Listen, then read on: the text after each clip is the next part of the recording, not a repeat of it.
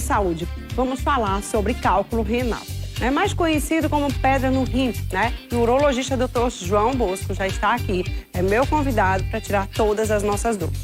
Se você quiser mandar sua pergunta, fique à vontade no 981-733660. Não é isso, Janaína? 3660? É esse mesmo? Então vá. Bora simbora, gente, ó.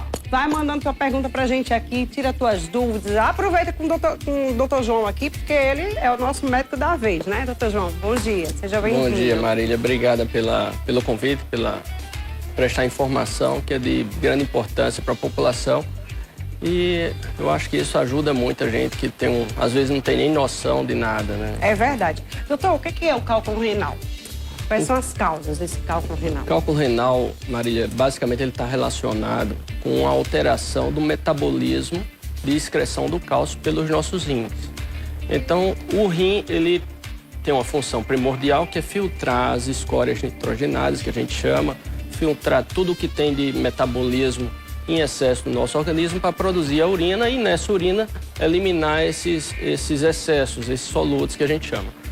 E aí, uma alteração na fisiopatologia de formação, de eliminação dessa urina, você termina aumentando a concentração de cálcio na urina, formando o que a gente chama de cristais. Esses cristais são pequenas moléculas microscópicas que, agrupadas, termina formando um cálculo e aí dá início à doença calculosa renal. A cor da urina influencia? Porque tem gente que faz, tá muito amarelo, não tá tomando muita água. Tá mais branquinho, tá tomando água, tá tudo certinho. E aí? Essa questão de cor. Isso, Marília. Em relação à cor da urina, a gente sabe que quanto mais cor na urina, mais concentrada ela está. Então, significa dizer que você está ingerindo pouca água. Mas aí tem alguns pacientes que chegam para mim, pô, doutor, não, mas eu bebo 6 litros de água por dia. Mas ele trabalha no estivo, ele trabalha numa cozinha industrial. Então, ele termina transpirando muito, perdendo muita água. A gente mora num país tropical. Inevitavelmente, a gente tem verão praticamente o ano inteiro. Então, a gente termina transpirando mais. A região norte e nordeste tem uma predisposição maior de cálculo, porque a gente termina transpirando mais. Então, às vezes, não é nem pela ingesta, a quantidade de ingesta, mas é a sua função, a sua atividade diária, seus hábitos de vida vai formar e predispor a formar cálculo. A gente já tem pergunta, tá? Eu vou soltar a primeira pergunta, depois eu volto para fazer uma outra pergunta pro doutor. Solta aí. Bom dia, sou Glória de Mandacaru. Minha filha reclama muito de dor no pé da barriga. Ela tem 5 anos. Pode ser pedra nos rins? Uma criança de 5 anos, ela já pode ter pedra nos rins? Então, a doença calculosa renal, ela não tem uma idade, né, que a gente limita ou confirme o diagnóstico. Na verdade, tem uma predisposição maior para paciente em adultos. Os adultos jovens são a nossa maior foco de incidência. A criança, basicamente, a gente não enxerga isso.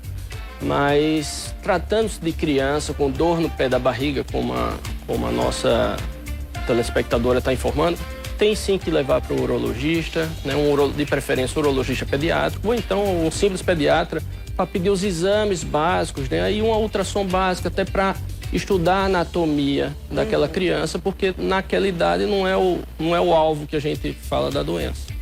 Certo. Me diga uma coisa, a questão da água, né? O pessoal fala, água mineral não é muito bom, causa muito cálculo renal, é melhor a outra água que é filtrada, é assim, é assada, enfim.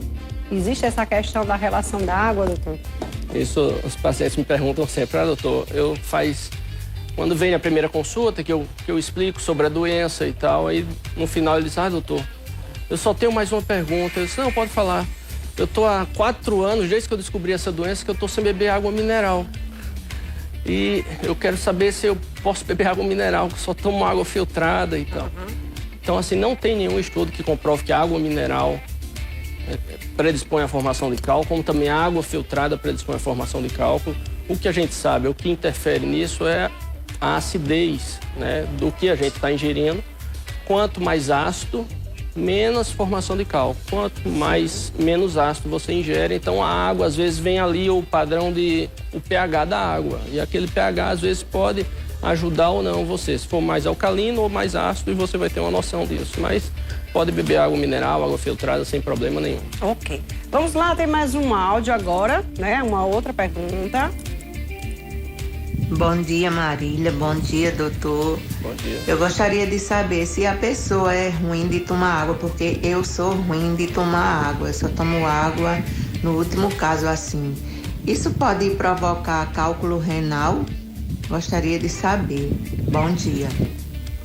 Obrigado aí, pela doutor? participação. Não toma muita água, tem muita gente que não toma água de jeito nenhum. Às toma vezes a pouca. gente termina não bebendo água pelas circunstâncias do nosso dia a dia, principalmente a gente que é adulto e que, né, tem uma vida laborativa bem exacerbada, a gente termina ultrapassando, atropelando a necessidade de ingerir a água, né? O ideal é um adulto, né, de um beber em média 2 litros de água por dia, isso seria o ideal, né?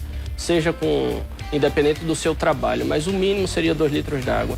O idoso, o idoso e a criança são os extremos, né, da nossa idade. E a gente sabe que geralmente a criança ela tem uma avidez maior por água. Ela bebe água, você oferta, ela bebe. Ela tem uma facilidade maior de beber água. Já o idoso a gente não vê isso. Bebe pouco, ele bebe pouco e às vezes ele não sente sede. E aí vai também pelas alterações degenerativas da idade, do sistema nervoso central, bloqueando algumas áreas que estimulam ali o centro da sede. E aí que no idoso já está mais debilitado e termina ele não tem essa necessidade ou desejo de beber água. Mas é bem importante que você seja fiscal da sua saúde. Você pega a sua garrafinha, bota lá na geladeira e identifica. Eu falo para meus pacientes, olha, identifica, essa garrafa é minha. E você tem uma meta diária de beber aquela garrafa. Eu faço isso. Quando eu tô sem minha garrafa, minha gente, eu fico doidinha, porque eu não sei quanto eu bebi de água por dia. Com a garrafinha, a gente vai, né, contando. Toma uma água todinha. Daqui a pouco você enche de novo. Aí você já sabe quando você vai para a segunda garrafinha. E assim você vai tendo um controle melhor de quanto você tomou de água. Bora lá, temos mais uma pergunta aqui. Sou Pedro, tirei as pedras faz 1 ano. Posso ter de novo? Pode ter de novo? Uma pessoa que já teve pedra no rins, ela pode ter de novo? Existe um tratamento, doutor, também, para quem tem pedra no rins constantemente? Tem gente que é genético, como é que é isso? Conta pra gente. Isso, Tem Marília, direto, o seguinte, né? o que a gente sabe de pedra no rins? Quem teve uma vez pedra no rim vai ter uma chance maior de produzir pedra no rim de novo, novamente. Então isso é um fato, né? Então você que, eu tive um passado de cálculo renal, mas eu nunca precisei operar, eu tratei com um tratamento conservador. Geralmente você expeliu aquela pedra, né? Você fez com que o teu organismo desse condições para você expelir aquela pedra. E o tamanho deve ter ajudado, logicamente, porque algum tamanho pode interferir nisso e às vezes, mesmo que você faça todas as medidas, você vai precisar de uma cirurgia, né? Isso é fato. Mas o que a gente sabe é que aquela pessoa que teve cálculo, ela leva um estilo de vida que propicia a formação de cálculo. Então você tem que orientar aquela pessoa como alimentação, como dieta, a ingera de alguns alimentos ou algumas substâncias, por exemplo, proteína, né? Uma alimentação rica em proteína, mas você se policiando, você ingerindo bastante água, você vai diluir aquela sua urina e você vai ter menos chance de produzir cálculo. Mas pode sim ter doença. Muito bem, temos mais uma pergunta aqui. Bora lá, me chamo Luciano, do José Américo. A cirurgia para cálculo renal, uma formação em ferradura? Não entendi direito não, mas enfim, eu não entendi não. Eu acho que eu entendi o que ele quis perguntar. Ferradura que ele escreveu ali, se é o que está referindo, é o que a gente chama rim em ferradura. Lembra que eu falei a você que a criança, quando tem dor no pé da barriga, se for pensando em cálculo, você tem que investigar a anatomia? Sim. Então, algumas alterações anatômicas predispõem à formação de cálculo. Por exemplo, rim em ferradura. Então, o rim em ferradura, na verdade, vem lá da nossa embriogênese, né? Na nossa formação, quando a gente ainda é um feto. O nosso rim, ele tem uma formação única e depois ele se divide e vai um para cada lado e sobe aqui e fica bem abaixo dos pulmões. Então, o rim em ferradura, ele não consegue se dividir e fica um rim como se fosse um sorriso, um arco, dito rim em ferradura. Esse rim tem uma chance maior de formar cálculo. Isso a gente vê na literatura e na vida real também. Então, acho que ele colocou ali ferradura, ele deve estar pensando nisso, possivelmente ele já deve ter ouvido falar, ou quem sabe não é ele o paciente. Eu nunca tinha ouvido falar não, mas enfim, eu já estava assim, então nada é isso. Mas enfim, doutor, como é que é? Qual que é o sintoma que a pessoa sente? É parecido com infecção urinária? Como é que é essa questão desse Marília, cálculo? o que é que a gente sabe? A gente sabe que os sintomas relacionados à doença calculosa renal, ele tem muitas características em relação à formação do cálculo, a anatomia do cálculo e a localização desse cálculo. Você pode apresentar sintomas leves, que geralmente são cálculos pequenos, que a gente chama microlitíase, e que muitas das vezes esses sintomas leves passam despercebido pelo paciente, passa de forma inespecífica, como uma dor lombar. Eu acordei com uma dor lombar, não foi porque ontem eu dormi na rede à tarde. Ou então, uma dor lombar, não foi porque ontem eu botei o garrafão de água. Então, às vezes, a gente tem aquela dorzinha lombar e acha que está relacionado com a musculatura, mas aquilo volta a recorrer. Eles, mas eu não coloquei outro galão ontem, então a dor está doendo de novo, está estranho. Mas geralmente passa despercebido, porque é uma dor inespecífica, geralmente acomete os flancos, no dorso aqui, né, logo abaixo do pulmão. E aí, quando não tratado ou quando não investigado, ou se for uma doença evolutiva para uma obstrução das vias urinárias, por exemplo, o cálculo é muito grande e não conseguiu expelir, essa dor passa a ter umas características mais importantes. Por exemplo, dor embaixo do ventre, né, que é aquela dor no pé da barriga que a paciente referiu.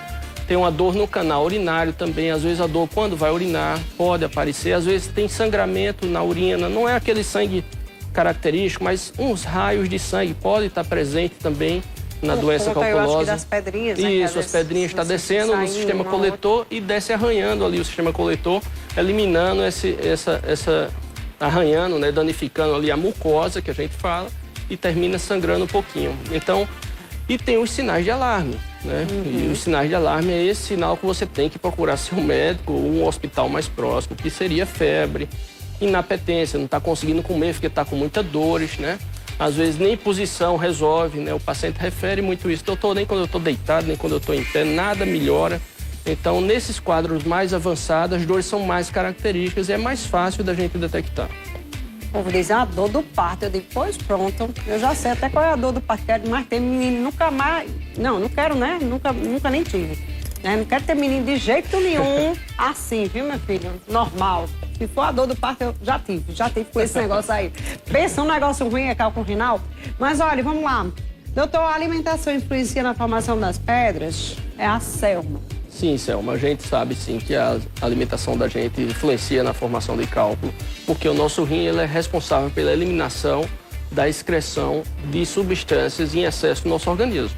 Então, por exemplo, se você tem uma alimentação rica em proteína, come proteína de manhã, tarde e noite, por exemplo, você vai ter uma formação maior de ácido úrico. E ácido úrico também são substâncias que formam o cálculo, né? Alguma coisa relacionada com o cálcio, por exemplo. Às vezes o pessoal, eu faço ingestão de leite, de queijo e tal.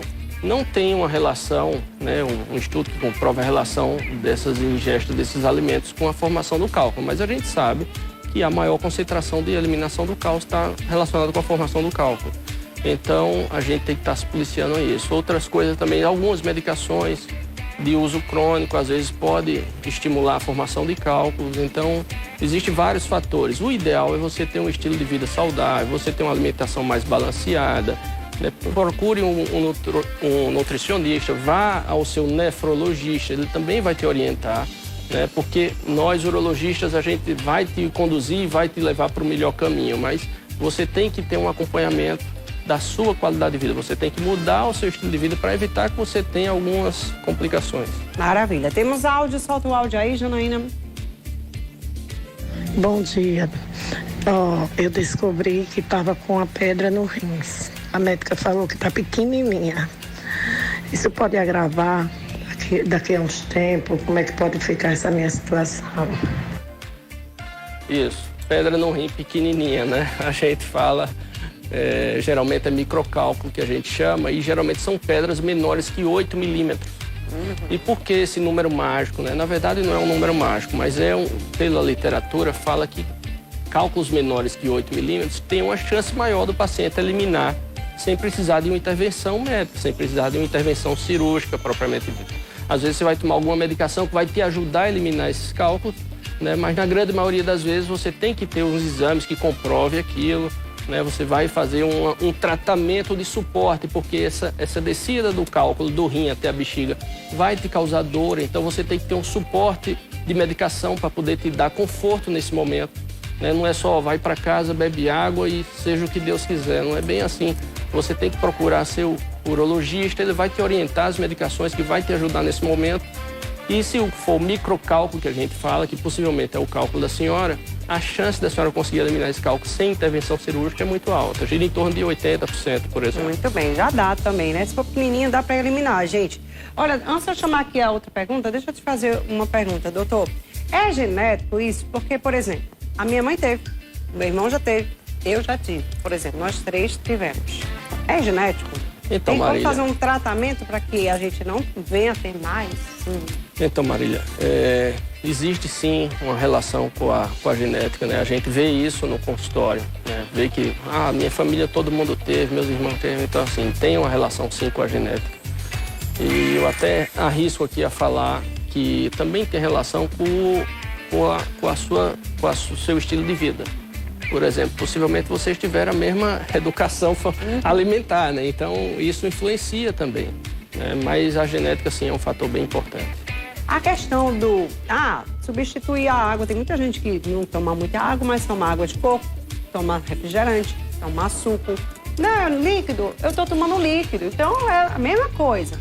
É a mesma coisa, doutor? Ou não? Bom, vamos lá. Não é a mesma coisa, né? Uma coisa é você beber a água, e a água é um meio que o teu rim vai usar para eliminar esses metabólitos, essas altas concentrações de solutos que estão em excesso na tua corrente sanguínea, né? A gente sabe que todo refrigerante, seja ele qual for, de qualquer marca, ele tem uma concentração enorme. Se você for lá olhar a composição, você vai ver de sódio, de sódio, de cloretos, então, enfim, tem uma concentração enorme de íons que vai te gerar um excesso no teu organismo. Então, assim, não é a mesma coisa, né? Não é a mesma coisa. Mas alguns líquidos favorecem sim a eliminação ou ajuda a não formação de cálculo, né? A água é o principal, a gente já sabe disso.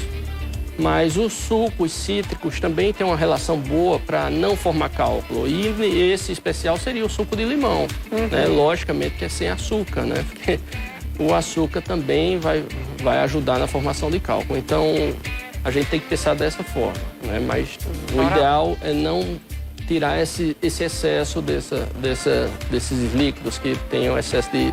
Maravilha. Vamos lá, eu gostei aqui dessa imagem, depois eu quero que ele explique aqui bem rapidinho. Bom dia, me chamo Fátima, já fiz 2 cirurgias de cálculo renal. O médico me falou que eu não comesse carne para não voltar. E tem alguma coisa a ver carne? Pronto, agora ninguém come carne. Eita, que lá em casa todo mundo gosta de uma carninha, viu, minha gente? Nunca vi. Essa questão da carne, né? Não come carne, porque a carne é mais difícil de digerir, né? Só acha melhor comer peixe, frango, essas coisas, né, doutor? Mas essa questão da carne. Por que não poder comer carne? Isso. Bom, só pra gente desmistificar isso, né? Quebrar o tabu, pacientes veganos também formam cálculo. Exato. Então, não tem uma relação, né, coexata em relação a isso, como muita carne vai formar. A gente sabe que quanto mais você come proteína, você vai formar mais ácido úrico.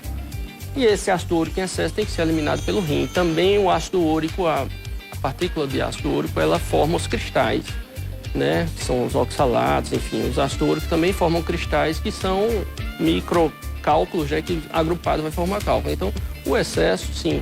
Mas, doutor, eu como uma carne, eu vou pro churrasco, mas no dia que eu vou pro churrasco, eu tomo 3 litros de água, por exemplo. Estou dando um exemplo, né? Sim, ela vai diminuir sua chance de formar ou de predispor aquela formação. Mas a gente sabe, sim, às vezes esse ácido úrico está relacionado com... Vai aumentar a função do rim, então vai exigir mais do seu rim a eliminar aquilo. Então, algumas pessoas que já teve trauma no rim porque fez uma cirurgia, o médico quer evitar que ela tenha uma sobrefunção desse rim, porque ela já tem um rim que já foi machucado algumas vezes. Então, assim, tem que evitar algumas medicações, por exemplo, os anti-inflamatórios, que a gente costuma, eu tomei para dor tal. Esses anti-inflamatórios tomados indiscriminadamente também ajudam a formação de cálculo, né? Então, assim, existe sim a relação, né? Muito bem. Eu já ouvi falar essa questão do anti-inflamatório. Doutor, explica um pouco pra gente aqui sobre essa imagem aqui. Está vendo aqui algumas pedrinhas, né? Explica aqui, por favor. Pois não, Marília. Aqui nessa imagem a gente consegue enxergar a anatomia do rim, certo? O nosso rim direito é esse que está todo em azul, né? Que está cobertinho ali. E o nosso rim esquerdo é esse rim que foi aberto ao meio, como se partia uma maçã ao meio. E aí, nessa imagem, ele colocou alguns cálculos para a gente poder identificar. Então, possivelmente, essa mancha mais escura, vermelho escuro, chama-se o pelve renal, né? São os cálices renais. É onde é filtrado o nosso rim e onde é formada a nossa urina. E ali onde está aquelas pedrinhas menores, lá dentro do rim, é onde formam os cálculos. Então elas são formadas várias pedrinhas, essas pedrinhas terminam se agrupando e formando uma pedrinha maior. Aqui já na saída do rim, aqui descendo lá para a bexiga, a gente vê um cálculo maior, né, que tem uma característica bem importante, né, já tem uma característica obstrutiva, né? Isso seria até uma indicação de uma cirurgia, se o paciente chegar com alguns sintomas relacionados. A gente já tem indicação formal de cirurgia para poder desobstruir esse rim. A gente nitidamente vê que esse rim não está conseguindo excretar o xixi que produz e com isso vai formar uma dilatação renal e essa dilatação renal é que vai trazer a dor para o paciente. Então, quando o paciente chega para a gente, possivelmente a dor dele é porque o rim dele está congesto, o rim dele não está conseguindo eliminar a urina e aí está causando essa dilatação e essa dilatação estimula alguns receptores da dor e causa essa dor que a gente, é a dor do parto, né? Que o povo fala, mas é uma dor bem característica. Eu já tive essa dor. E que não melhora com com nada, né? Esse menino passar aí é difícil aí, viu? Realmente. Meu Deus do céu, minha gente, é uma dor horrível. Não desejo a ninguém, não. Já tive 2 vezes, é muito ruim mesmo. É uma dor que você não sabe nem... Tem hora que você sai até de si, né? Se for muito alta, você... Tem gente que desmaia, né? Não tem, doutor? Tem gente que desmaia, tem gente que tem hora que tem um piripá. Enfim, minha gente, mas é uma dor muito grande. Essa dor é mais do lado direito ou esquerdo, doutor? Só pra gente... Não tem um lado específico, né? Você pode ter em qualquer um dos 2 rins, não tem um lado mais corriqueiro. Ok. Quero agradecer aqui a sua participação, doutor João. Eu que agradeço, muito obrigada, Marília. Viu? Muito obrigada pelo convite e estou à disposição para vir aqui e dar mais esclarecimentos. Muito obrigado. Muito bom. Vou para o próximo bloco, tá, gente? Vamos falar sobre fisiculturismo.